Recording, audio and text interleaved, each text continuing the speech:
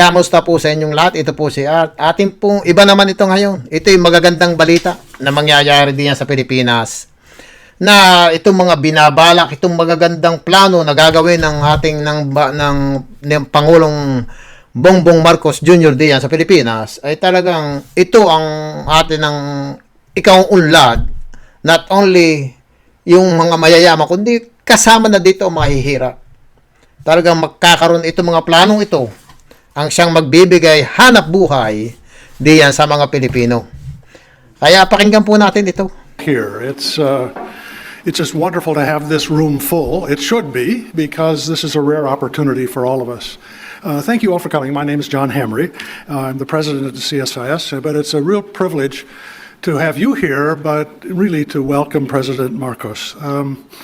He's had a remarkable visit. I've been watching the news, and it's just been really a standout visit, and I think we're all very glad for that.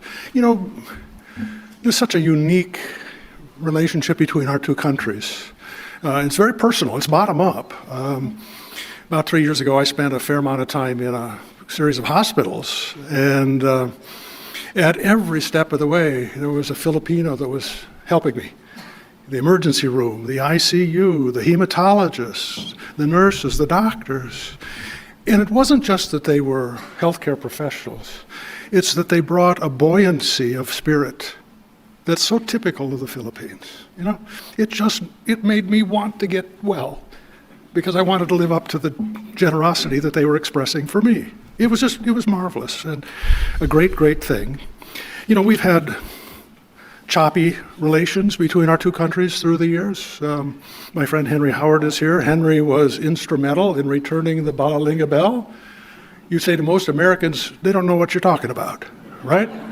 No American knows what that means. Every Filipino knows what that is. We took a bell from a Catholic church as a war trophy, you know, and it took 100 years, I think, to get it back. You know, Henry, thank you for doing that. But it's emblematic of the unevenness we've had between our two countries. We're right now entering a remarkably positive period of time because of President Marcos.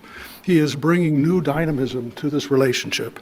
And we see each other now in ways where we need each other at a modern time. And it's a wonderful thing. So it's a privilege for all of us. This is his last big event before he leaves tonight. So he's giving us the privilege of talking with him and then also getting his insights from his really very successful visit in Washington. So with your very warm applause, would you please welcome to the stage President Ferdinand Marcos.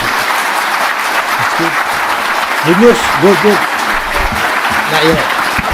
Let's listen to our President Ferdinand Bongbong Marcos Jr. I get a special Filipino footstool.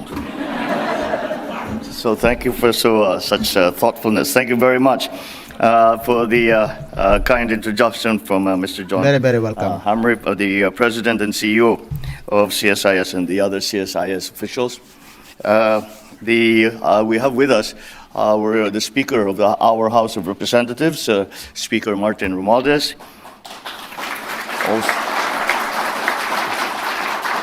Also with us is our Foreign Secretary, Secretary Ricky Manalo, and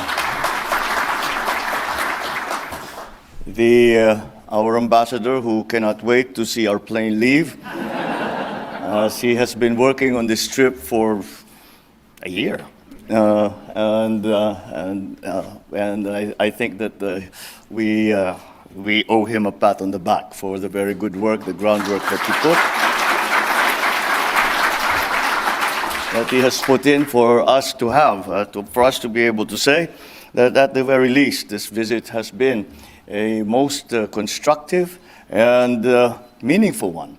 I was just speaking inside before we came out, and we were talking about the trip, and I said, generally speaking, there is a tendency sometimes when we have these official visits or state visits where you make these declarations and pronouncements which are very general and what we refer to as motherhood statements. We have this on this trip that has not been the case at all.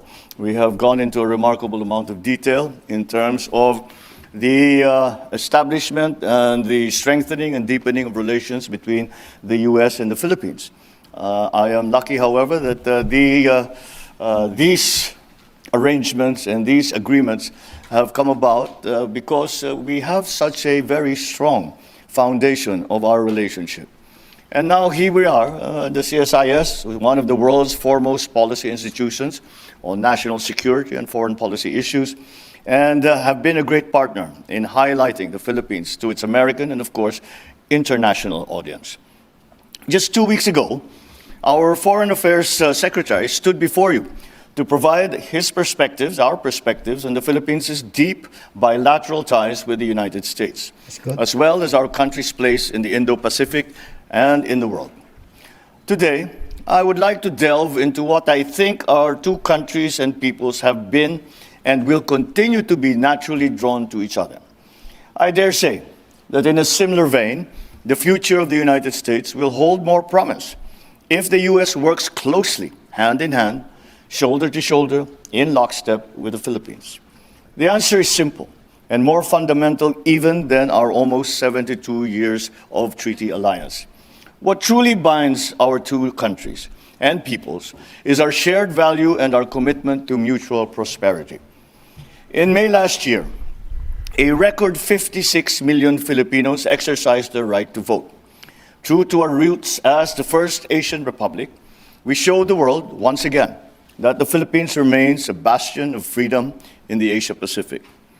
When I came into office in July last year, I promised to uphold these same values to ensure that democracy delivers for every Filipino, Yeah, especially while we still reel from the lingering effects of the pandemic and the ripple effects of even the crisis in Ukraine and to the Philippines and to the global economy. My father once said, "Of what good is democracy if it is not for the poor?" He was absolutely right. Yep. I'm quite certain that you will all agree that this is the very same principle behind the Biden-Harris administration's national and foreign policies. Yep. Our two countries are drawn to each other because we recognize that in order to achieve our common goal of peace and prosperity for our peoples, we need to work with like-minded partners. It is therefore not surprising that over the past 20 months, in particular, our two countries have seen a steady exchange of official engagements at all levels of government. This includes my first meeting with President Biden on the sidelines of the UN General Assembly in New York, and this visit, the first by a sitting Philippine president to the United States in over 10 years. I do not know quite how that developed that way, as that has not been the case That's kind of in a the long time, past. huh? But we Missing are back for a on long time. our normal road of partnership, working together hand in hand. Together with our most senior cabinet officials, President Biden and I had frank and open discussions on where we are in our bilateral relationship and where we want our alliance and our partnership to bring us, particularly in terms of addressing the most pressing challenges confronting our two countries today.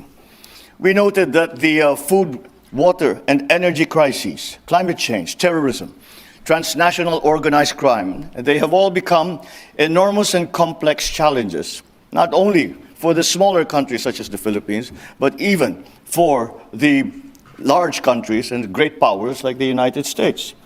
We are grappling with both new and traditional threats to our people's security, nowhere more acutely felt than in the Indo-Pacific region. And the Philippines sits squarely at the heart of the Indo-Pacific region. It is for this reason that I called for evolving our alliance to make it more responsive to present and emerging challenges. It is because national security is no longer simply about territorial defense. Economic security is national security. After some fits and starts in the nearly 125 years since its independence, the Philippines is poised to achieve upper middle income status in 1 or 2 years' time. We are projected to become the 16th largest economy in the world by 2040. For our more than 100 million Filipinos, ensuring their economic well-being and uplifting their quality of life has always been the priority of this administration. We continue to work on finding synergies and aligning our efforts to sustain our economic momentum and secure inclusive development by expanding cooperation in key areas such as agriculture, energy, infrastructure, and to mitigate and adapt to the effects of climate change, to navigate and manage regional and global security challenges.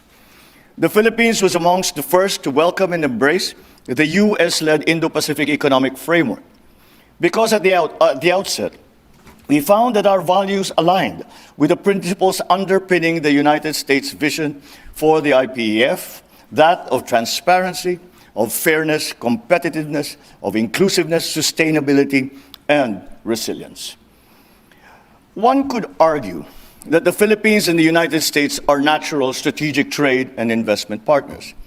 The challenge now is to make sure that the IPEF brings about concrete deliverables, including in closing the infrastructure gap amongst partners, encouraging the connectivity between partners. And when I use the word connectivity, it goes beyond digital connectivity, which has become the most common use of that word, but to include transportation, include trade, include travel by land, by sea, by air.